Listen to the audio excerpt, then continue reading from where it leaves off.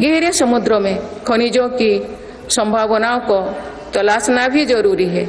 इसी लक्ष्य के साथ डीप ओशन मिशन शुरू किया है। इस मिशन में अपने समुद्री जीवन के बारे में हमारी समझ भी बेहतर होगी।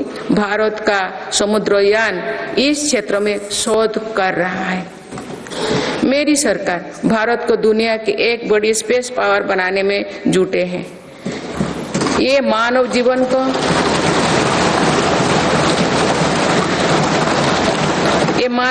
को बेहतर बनाने का एक माध्यम है। साथ ही ये स्पेस इकोनॉमी में भारत की हिस्सेदारी बढ़ाने का भी प्रयास है। भारत के स्पेस प्रोग्राम के विस्तार के लिए महत्वपूर्ण फैसला लिए गए हैं। इसके कारण अनेक नए स्पेस स्टार्टअप्स बने हैं। अब वो दिन दूर नहीं है जो भारत का गगनयान स्पेस में जाएगा।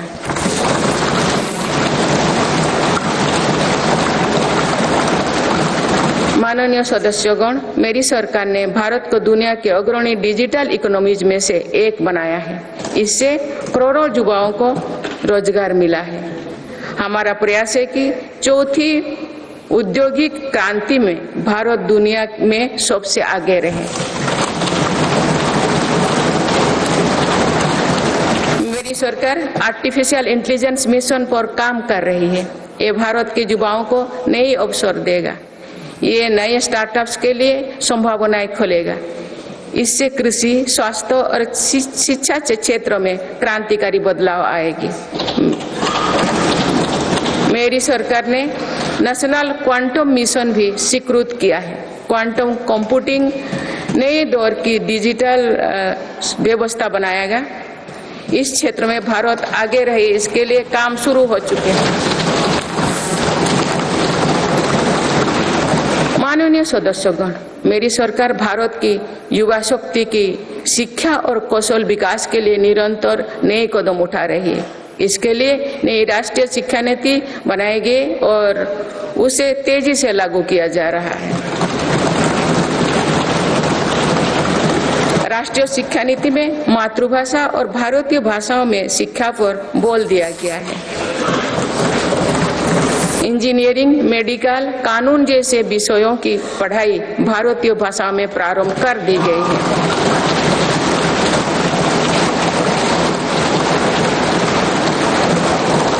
स्कूली शिक्षा में गुणवत्ता लाने के लिए मेरी सरकार 14,000 से अधिक पीएम श्री विद्यालयों पर काम कर रही है।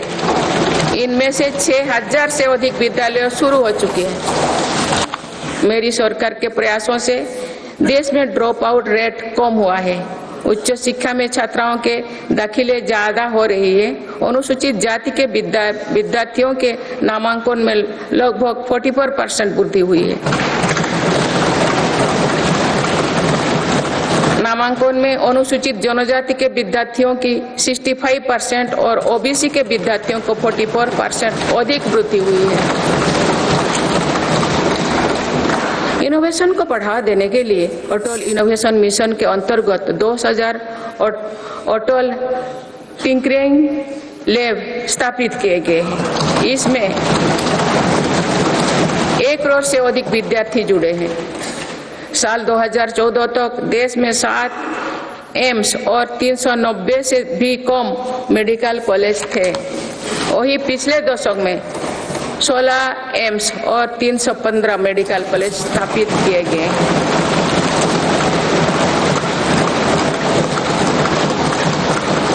157 नर्सिंग कॉलेज स्थापित किए जा रहे हैं। पिछले दशक में एमबीबीएस की सीटों में 2 गुना से भी अधिक की वृद्धि हुई है। माननीय सदस्यगण, पर्यटन क्षेत्र युवाओं के लिए रोजगार देने वाला एक बड़ा सेक्टर है। मेरी सरकार ने बीते 10 वर्षों में पर्यटन के क्षेत्र में अभूतपूर्व काम किए हैं।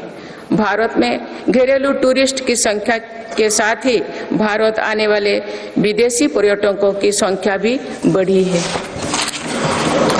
पर्यटन के क्षेत्र में जो वृद्धि हो रही है, इसका कारण भारत की बढ़ती साख है। आज दुनिया भारत को दिखाना देखना और जानना चाहती है। इसके अलावा शानदार कनेक्टिविटी विकसित होने के कारण भी पर्यटन का दायरा बढ़ा है। जगह जगह एयरपोर्ट बनने से भी बहुत फायदा हो रही है। नॉर्थ ईस्ट में आज रिकॉर्ड संख्या में टूरिस्ट पहुंच रही है।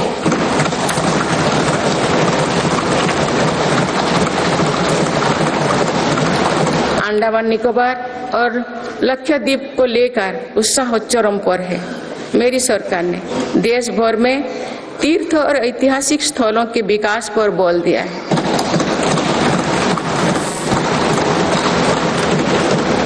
इससे अब भारत में तीर्थ यात्रा आसान हुई है। वही दुनिया भी भारत में हेरिटेज टूरिज्म को लेकर आकर्षित हो रही है। बीते एक वर्ष में 8.5 करोड़ लोग काशी गए हैं।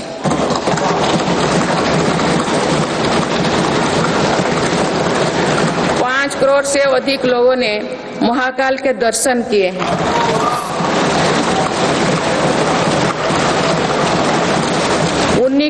उन्नीस लाख से अधिक लोगों ने केदार धाम की यात्रा की है। अयोध्या धाम में ही प्राण प्रतिष्ठा के बाद 5 दिनों में ही 13 लाख श्रद्धालु दर्शन कर चुके हैं।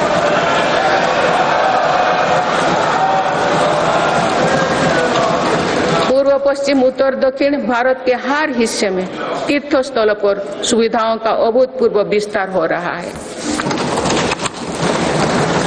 मेरी सरकार भारत को मीटिंग और प्रदर्शनी से जुड़े सेक्टर में भी अग्रणी बनाना चाहती है। इसके लिए भारत मंडपम और यशोभूमि जैसा इंफ्रास्ट्रक्चर बनाया जा रहा है।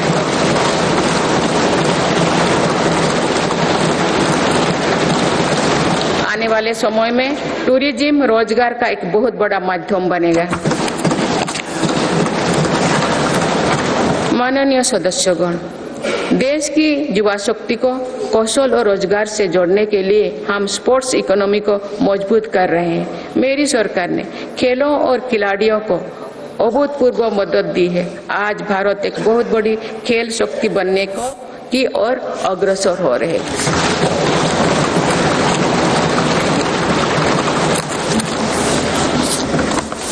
खिलाड़ियों के साथ ही आज हम स्पोर्ट्स से जुड़े दूसरे क्षेत्रों पर भी बल दे रहे हैं। आज नेशनल स्पोर्ट्स यूनिवर्सिटी बन चुकी है।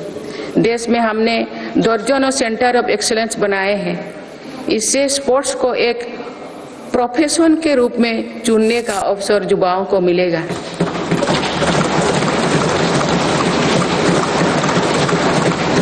खेल उपकरण से जुड़ी इंडस्ट्री को भी हर प्रकार की मदद दी जा रही है। बीते 10 वर्षों में भारत ने अनेक खेलों से जुड़े इंटरनेशनल स्पोर्ट्स इवेंट्स का शानदार आयोजन किया। देश के युवाओं में कर्तव्यबोध और सेवा भाव का विस्तार करने के लिए मेरा युवा भारत संगठन बनाया गया है।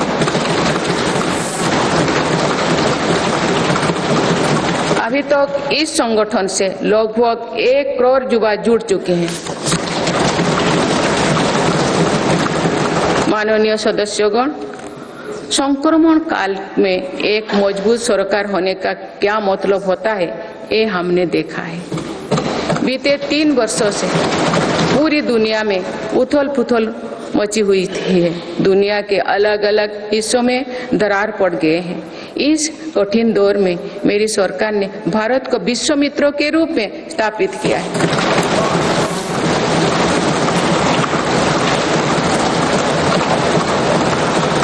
विश्व मित्रों की भूमिका के कारण ही आज हम ग्लोबल साउथ की आवाज बन पाए हैं। बीते 10 वर्षों में एक और पुरानी सोच को बदला गया है। पहले डिप्लोमेसी से जुड़े कार्यक्रम को दिल्ली के गलियारे तक ही सीमित रखा जाता था। मेरी सरकार ने इसमें भी जनता की सीधी भागीदारी सुनिश्चित की है। इसका एक बेहतरीन उदाहरण भारत द्वारा G20 अध्यक्षता के दौरान देखा गया है।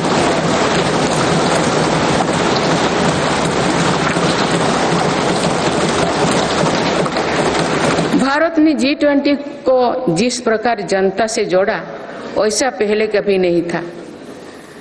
देश भर में हुए कार्यक्रम के जरिए भारत के वास्तविक सामर्थ्य से दुनिया का परिचय हुआ। जम्मू कश्मीर और नॉर्थ ईस्ट में पहली बार इतने बड़े अंतर्राष्ट्रीय कार्यक्रम हुए।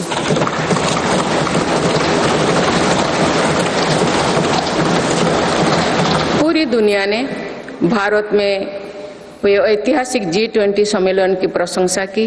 ऐसे बंटे हुए माहौलों में भी एक मत से दिल्ली घोषणा पत्र जारी होना ऐतिहासिक है। वुमेन लेड डेवलपमेंट से लेकर पर्यावरण के मुद्दों पर भारत का विजन दिल्ली घोषणा पत्र की नींव बना है। हमारे प्रयासों से G20 में अफ्रीकन यूनियन के स्थायी सदस्यता को भी सराहा गया है। इसी सम्मेलन के दौरान Bharat middle east Europe corridor के निर्माण की घोषणा हुई है। ये कॉरिडोर भारत के सामुद्रिक सामर्थ्यों को और सशक्त करेगा। ग्लोबल बायोफ्यूल अलायंस का लॉन्च होना भी बहुत बड़ी घटना है। इस प्रकार के कदम वैश्विक समस्याओं के समाधान में भारत की भूमिका का विस्तार कर रहे हैं। माननीय सदस्यगण, मेरी सरकार ने वैश्विक विवादों और संघर्षों के इस दौरे में भी भारत के हितों को मजबूती से दुनिया के सामने रखा है। भारत की विदेश नीति का दायरा आज अतीत की विदेशों से कहीं आगे बढ़ चुका है। आज भारत अनेक वैश्विक संगठनों का सम्मानित सदस्य है। आज आतंकवाद के खिलाफ भारत दुनिया के एक प्रमुख आवाज है।